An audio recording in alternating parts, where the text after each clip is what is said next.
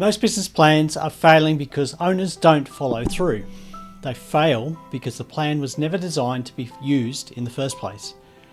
That's a different problem and it has a different fix. I'm going to show you the 3 reasons your plan isn't delivering results and exactly what to change. Because if you're working hard and still feel like the plan isn't moving anything, this is probably why. I work with business owners who are good at what they do. They have real experience, they have clients, they're not cutting corners, and they're working hard. Most of them are working too hard. But when I sit down with them and ask them where they're stuck, the answer is almost always the same. We have a plan, but we just don't use it. And the first instinct for most business owners is to treat that as a personal failure. Not enough discipline, not enough follow through, too distracted by the day-to-day. And look, I push back on that. Because in almost every case, I've seen the plan isn't unused because the owner isn't undisciplined, it's unused because the plan wasn't built to be used. And there's a difference between a plan that looks right and a plan that works. Most business planning advice teaches you how to build the first one. This video is about the second one.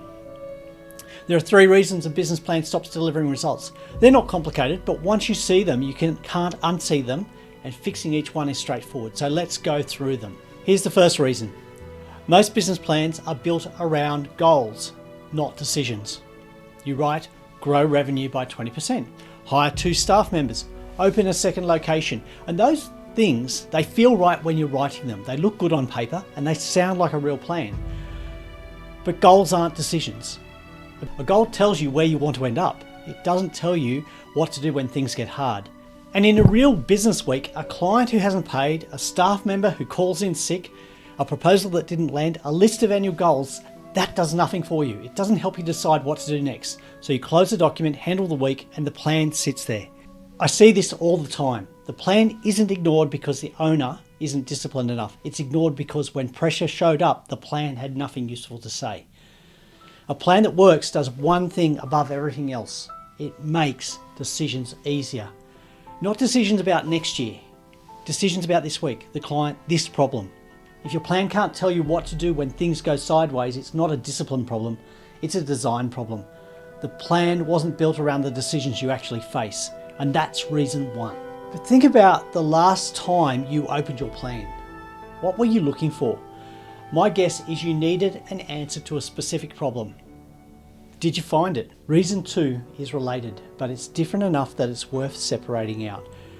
Now, most business plans operate in 12-month chunks. 1-year goals, annual revenue targets, big round numbers with a date at the end.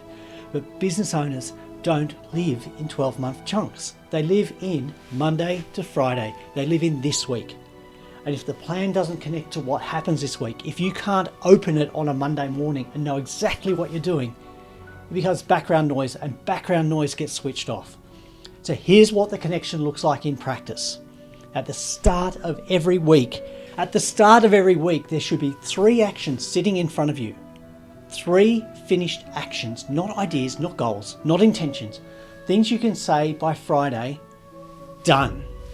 And each one should trace directly back to your plan. Vague is improve cash flow. Useful is call 3 clients with outstanding invoices before Thursday. Vague is grow the team. Useful is post 1 job description by Friday. Vague is improve marketing. Useful is send 5 follow-up emails to past customers this week. The difference isn't about effort, it's about being specific, and specific is what creates the connection between the plan and the week. So think about it this way. If you opened your business plan right now, today, could you pull 3 actions from it that would change how your week runs? 3 actions, specific, finishable. If you can't, that's not a motivation problem, that's a connection problem. The plan and the week aren't talking to each other. And that's reason number 2. Reason 3 is the one that most business owners don't see coming. You're measuring the wrong things. Revenue, profit, end of month numbers. These are the measures that most owners track, and they're important. I'm not saying ignore them, but they're lagging measures. They tell you what already happened. By the time a revenue problem shows up in your numbers, the decisions that caused it happened 2 or 3 months ago. A plan that's built only on lagging measures is like driving by looking in the rearview mirror. You can see exactly where you've been, but you've got no idea what's coming.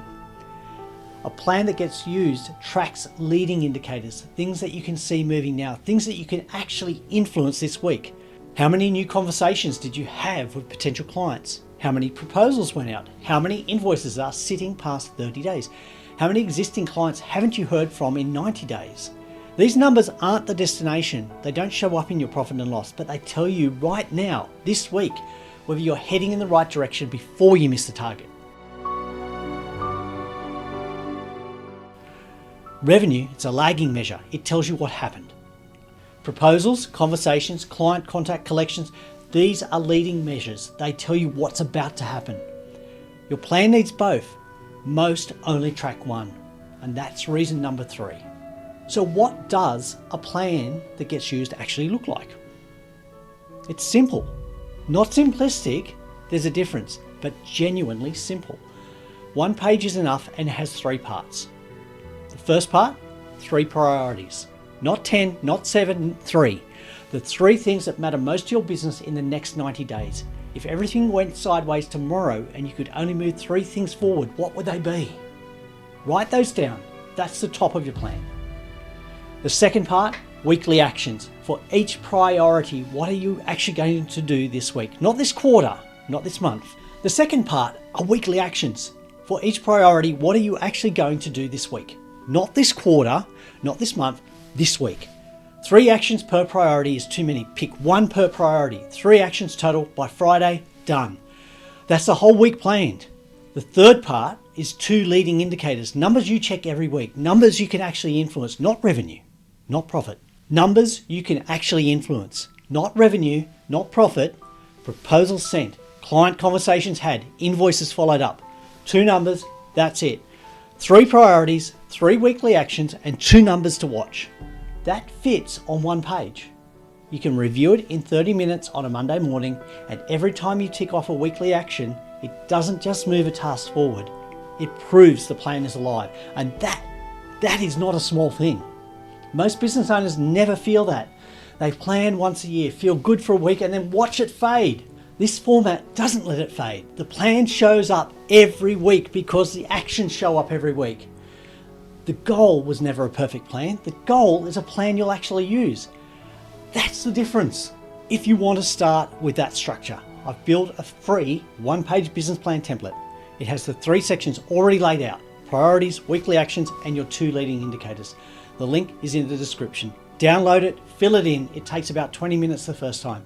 And if this kind of thinking is what your business needs, subscribe. I publish videos specifically for owner-led businesses on planning, decision-making, and execution that actually gets used. The next video covers how to choose your 3 90-day priorities without overloading the list, because most owners get that wrong too, and it's a shorter fix than you think.